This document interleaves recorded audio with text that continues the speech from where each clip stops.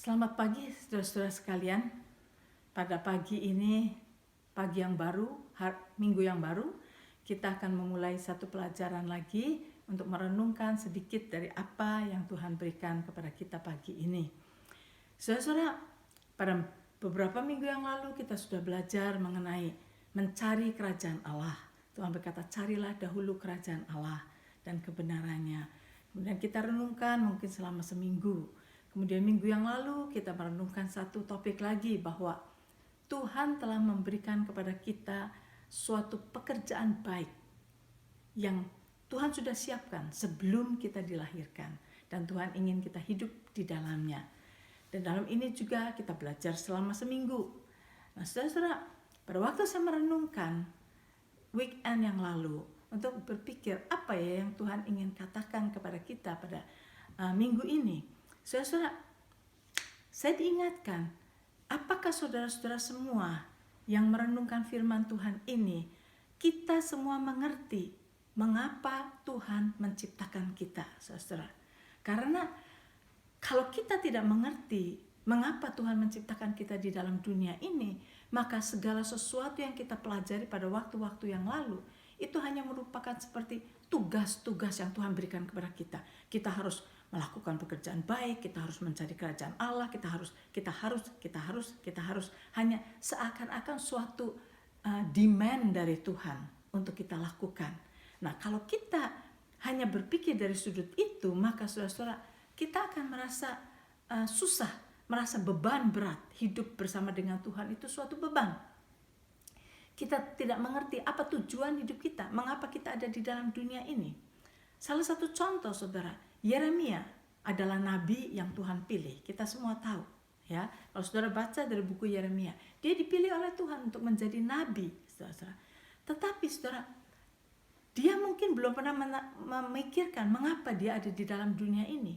Dia menunaikan tugasnya sebagai nabi, tapi orang Israel menentang dia, menolak dia, mereject dia, saudara, sehingga hidupnya susah. Yeremia itu disebut a weeping prophet, nabi yang selalu menangis, saudara, menangis. Karena apa? Karena dia ditolak oleh orang-orang Israel, dan orang-orang Israel tidak menerima dia. Apa yang dia katakan mereka tolak, mereka anggap dia berbohong, dia nabi palsu dan sebagainya, sehingga dia sedih sekali. Dan di dalam Yeremia 20 ayat yang ke-18, Yeremia berkata begini, saudara, mengapa gerangan aku keluar dari kandungan, kata Yeremia, melihat kesusahan dan kedukaan, sehingga hari-hariku habis berlalu dalam malu. Jadi kita lihat Yeremia sendiri yang dipanggil oleh Tuhan, dia melakukan tugas yang Tuhan berikan kepada dia sebagai nabi, tapi dia hidupnya sedih sekali sampai dia berkata, kenapa saya dilahirkan, kenapa saya keluar dari kandungan. Seakan-akan dia harap lebih baik dia tidak hidup seperti itu, saudara, karena dia tidak tahu mengapa Tuhan menciptakan dia. Kemudian kalau kita membaca dari Pengkhotbah, saudara, Pengkhotbah itu yang menulis adalah Raja Salomo, raja yang boleh dibilang sangat bijaksana, kan? Dan dia menulis di dalam Pengkhotbah pasal yang pertama, ayat 2, ayat 3, ayat 14, saya just ambil beberapa ayat. Dia mengatakan begini, kesia-siaan belaka, kata pengkhotbah, kesia-siaan belaka, segala sesuatu adalah sia-sia. Apakah gunanya manusia berusaha dengan jerih payah di bawah matahari? Aku telah melihat segala perbuatan yang dilakukan orang di bawah matahari. Tetapi lihatlah, segala sesuatu adalah kesia-siaan dan usaha menjaring angin. Itu kata pengkhotbah, saudara, kata Salomo. Segalanya sia-sia, segalanya sia-sia. Nah, saudara, akan seperti ini orang berpikir kalau dia tidak mengerti mengapa Tuhan menciptakan dia, untuk apa kita diciptakan di dalam dunia ini. So itu saya beri judul topik hari ini, mengapa Tuhan menciptakan kita. Dan biar itu kita ketahui dahulu, saudara. Nah, perkataan Salomo ini, dia katakan kesia-siaan belaka, semuanya sia-sia. Dia berkata seperti itu, mengapa, saudara? Karena kalau saudara perhatikan di dalam kalimat-kalimat yang dia tulis ini, ada 2 kali perkataan di bawah matahari, di bawah matahari. Apa maksudnya di bawah matahari? Dia berkata, apakah gunanya manusia berusaha dengan jerih payah di bawah matahari? Kemudian dia berkata lagi, aku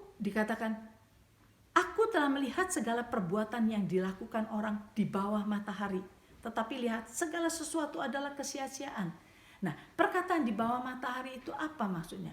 Di bawah matahari itu maksudnya kalau kita memandang segala sesuatu yang kita lakukan hanya dari pandangan dunia saja, pandangan di bawah matahari, bukan di atas matahari, bukan dari pandangan Tuhan, tetapi dari pandangan manusia, semuanya itu sia-sia.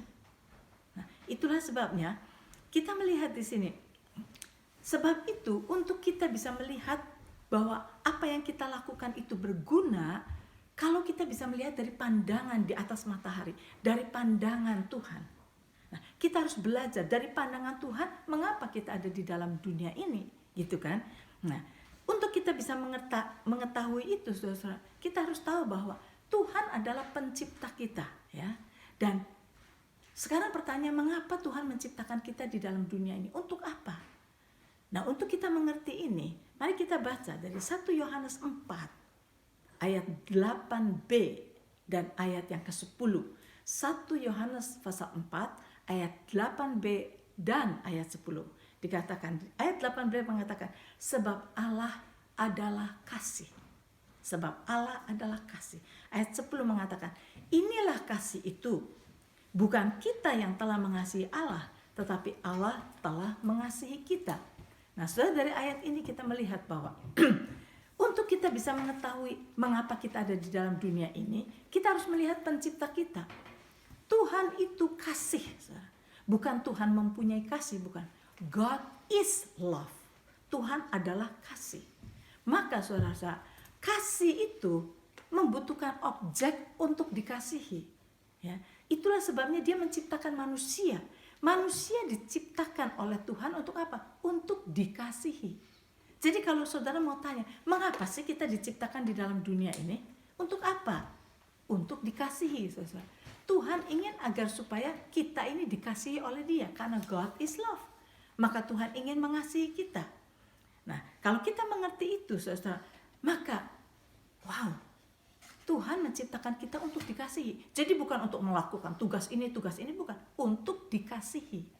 Nah, sekarang saudara, saya bisa bayangkan kalau misalnya saudara, seorang laki-laki, bertemu dengan seorang wanita, dan saudara melihat ini wanita ini baik, wanita ini menyenangkan, wanita ini pleasing your heart, maka saudara bilang, saya ini senang sekali kepada dia.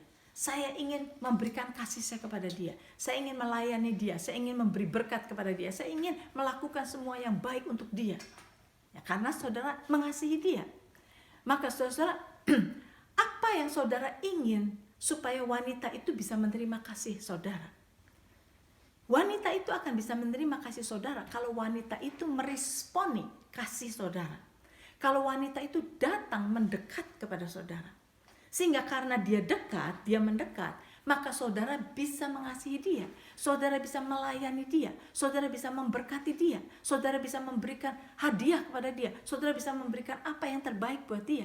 Kalau dia mau meresponi kasih saudara, dia mau mendekat kepada saudara. Nah, demikian juga dengan Tuhan, saudara. Tuhan menciptakan kita untuk dikasihi oleh Dia. Tetapi Dia hanya bisa mengasihi kita kalau kita mendekat kepada Dia. Kalau kita berkata, Tuhan, saya mengerti sekarang. Tuhan menciptakan saya untuk Engkau kasihi. Saya ingin menerima kasih-Mu, Tuhan. Sebab itu saya mau mendekat kepadamu. Maka saudara, Tuhan berkata juga di dalam Yakobus pasal 4 ayat 8. Dikatakan, mendekatlah kepada Allah, maka Ia akan mendekat kepadamu. Saudara, itu yang Tuhan inginkan. Kalau kita mengerti bahwa kita diciptakan Tuhan untuk dikasihi oleh Tuhan. Bukan untuk dihukum. Bukan untuk melakukan hal-hal ini, hal itu, bukan. Untuk dikasihi. Maka kalau kita mau meresponi kasih Tuhan, marilah kita mendekat kepada Dia. Dan dengan kita mendekat kepada Tuhan, maka kita bisa menerima kasih-Nya. Seperti itu, saudara. Supaya kita bisa menerima kasih-Nya. Dan pada waktu kita menerima kasih-Nya, kita akan merasa puas bahwa kita adalah manusia yang diciptakan untuk dikasihi oleh Tuhan.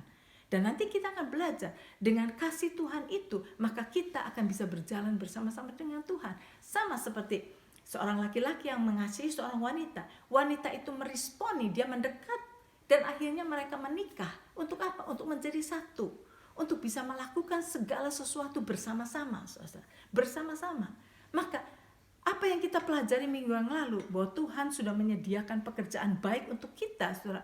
Tuhan tidak memberikan tugas pada kita, oke, ini pekerjaan yang aku berikan kepadamu, lakukan ini. Tuhan tidak hanya berkata begitu. Marilah, kata Tuhan, kita melakukan bersama-sama. Sebagaimana suami istri, setelah menjadi satu, maka mereka akan melakukan segala sesuatu bersama-sama. Mereka akan mempunyai anak, mereka akan mendidik anak mereka bersama-sama, mereka akan mempunyai rumah, mereka akan mengurus rumahnya bersama-sama. Itu adalah kasih. Jadi biar kita mengerti bahwa Tuhan tidak hanya menuntut kita untuk melakukan ini, melakukan itu. No, Tuhan ingin agar kita bersama dengan Dia, bersama-sama melakukan apa yang Tuhan sudah sediakan buat kita. Sehingga kita bisa menikmati hasilnya bersama-sama, kita bisa berkemenangan bersama-sama, kita bisa mengasihi satu dengan yang lain bersama-sama. Biar hari ini, kalau saudara mau renungkan, Yeremia pasal 20 ayat 18, Pengkhotbah pasal 1 ayat 1, 2 dan ayat 2, 3 dan ayat 14. 1 Yohanes 4 ayat 8b dan ayat yang ke-10. Yakobus 4 ayat yang ke-8. Dan kita sedang merenungkan mengapa Tuhan menciptakan kita. Sampai di sini dulu, besok kita lanjutkan lagi.